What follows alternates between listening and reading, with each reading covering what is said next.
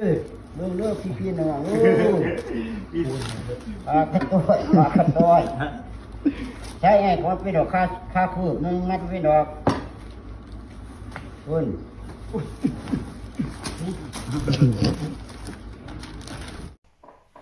หลวงปู่หลวงตาพระอาจารย์และเนนน้อยพากันงงมดทั้งวัดเคยได้ยินข่าวแต่อยู่ฝั่งไทยปัจจุบันนี้เริ่มแพร่ลามเอามาขายอยู่ทั้งฝั่งลาวแล้วเด้อทุกคนเลย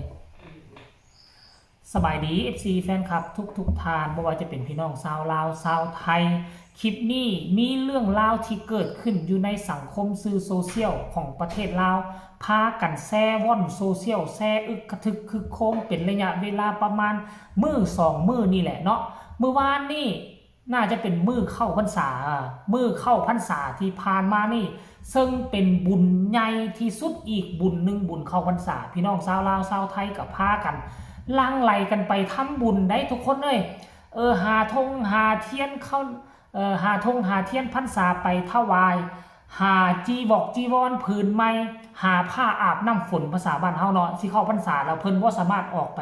บิณฑบาตได้ช่วงนี้ช่วงฤดูฝนต้องหาผ้าอาบน้ำฝนไปถวาย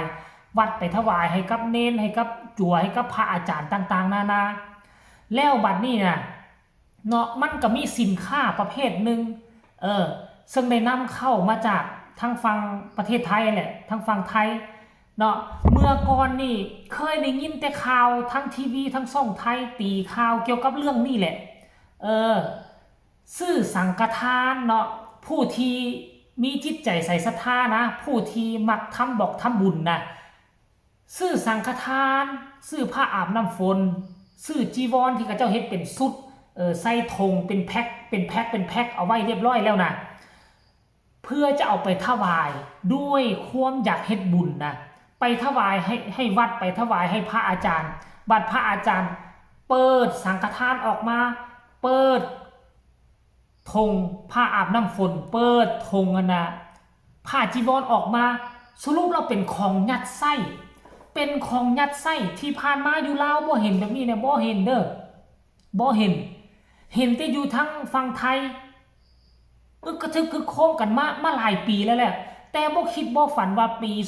2026นี่สิ่งของดังกล่าวนั้นปัจจุบันนี่คือแพร่ลามมาถึงฝั่งลาวเรียบร้อยแล้วคือจะมีการนำเข้าเอามาขายอยู่พี่หรือว่าจะเป็นคนลาวพากันเฮ็ดเองบ่อันนี้บ่แน่ใจแต่ว่าแพ็กเกจแพ็กหุ้มห่อธงยางมีกาประทับก็คือเป็นตัวหนังสือไทยทั้งหมดท่านผู้ชมเนาะเป็นตัวหนังสือไทยทั้งหมดบางที่ก็อาจจะบ่ทันมีขายเทื่ออยู่ฝั่งลาวแต่ว่าอาจจะเป็นเพราะว่าคนลาวเฮาข้ามไปทั้งนั้นบ่หรือว่าพี่น้องฝั่งไทยบ่เพิ่นมีจิตใจใส่ศรัทธาต่อพระพุทธศาสนาเพิ่นก็เลยอยากมาทำบุญวันนี้อยากการมาทำบุญของคนเฮานี่ก็คือว่าเห็นตัวใดเป็นแพ็กเกจเห็นหุ้มห่อมันง่ายต่อการเคลื่อนง่ายหรือเลยว่าเอาซื้อออกมาซะซื้อออกมาจากห้างซะเฮาบ่จำเป็นต้องไปซื้ออยู่ตลาดตะลี่แล้วมามัดมาแพ็คเองดอกซื้อเอาของเขาเฮ็ดสมบูรณ์นะผู้ที่เฮ็ดบุญผู้ที่ไปซื้อมาถวายเขาก็บ่ฮู้ว่าทางในยัดไส้อาจจะเป็นแบบนี้บ่ทุกคนแล้วก็เลยมีการนำข้ามของมาถวายให้ทั้งวัดทั้งวา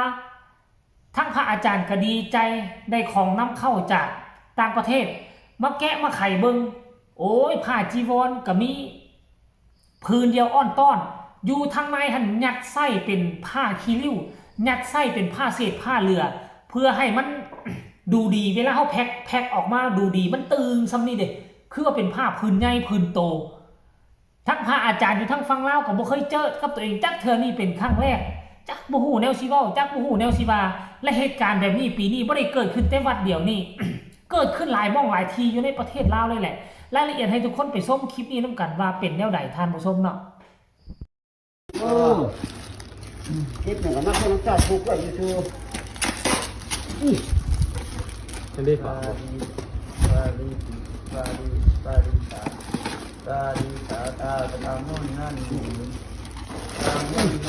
กองขี้เนื้อกองขี้เนื้อ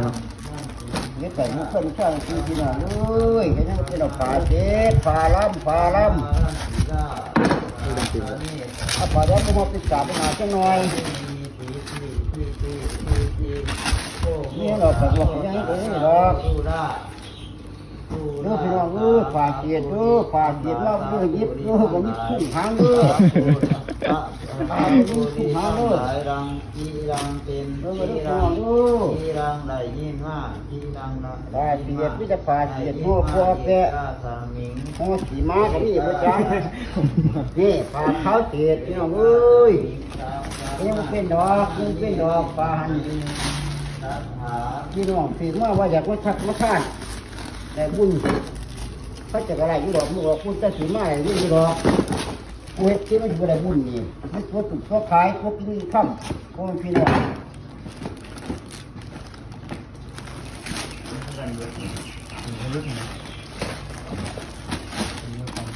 เฮ็ดเหม็นเด้งเลยให้มันจบผมได้เด้งเลยเอาปลาขาบปลาเด็ดไปกินบวยได้เด้งเลย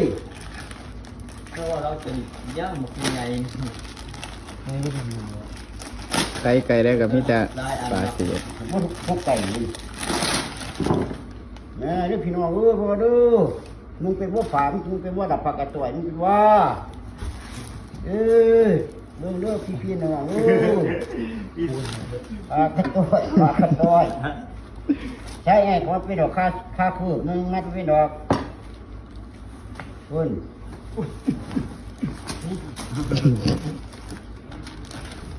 เห็นนักเห็นยังเอายังมาใส่เลี้ยงหมากระตาไปถอกเอาตาตัวถอกมึงไปหวยวัน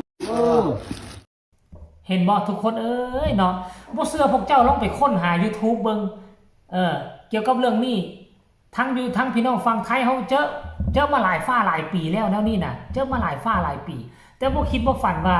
เริ่มแพร่ลามเข้ามาฟังนี่แล้วโอ้ยท่านผู้ชมเอ้ยแต่ว่าอันผู้ที่เขาซื้อมาถวายซื้อมาทำบุญเขาเจ้าบ่ผิดเพราะเขาเจ้าบ่ฮู้แต่ว่าผู้ที่จะบาปนักบาปหนาก็คือผู้ที่ผลิต